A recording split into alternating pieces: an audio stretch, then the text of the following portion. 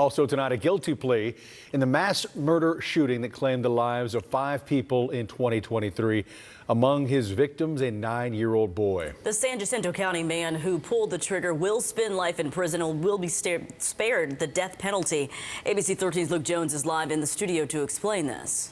Yeah, guys, it's a plea deal prosecutors offered him only because the victim's family signed off on it and only when they considered just how much a death penalty murder trial would cost them. They project it would have wiped out their yearly budget.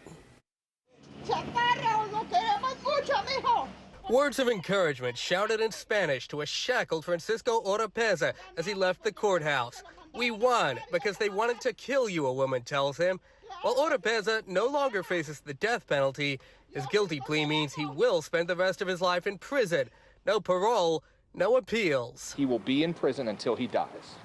It is a death sentence of its own, just that he'll die in prison. It was April 2023 when Oropeza stormed into his neighbor's home near Cleveland and opened fire, killing 5 of them, including a 9-year-old boy. The victims had asked Oropeza to stop firing his gun so that he wouldn't wake a sleeping baby.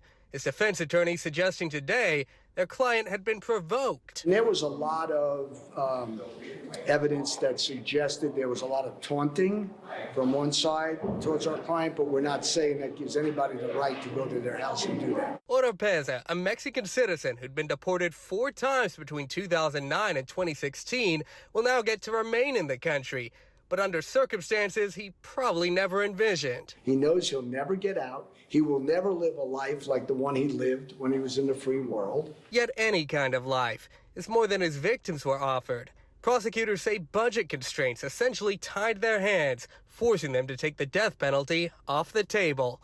The cost of court-appointed attorneys for a single death penalty trial, they say, quadruple their annual budget. I have to be a good steward so I can get as much justice to as many families as possible.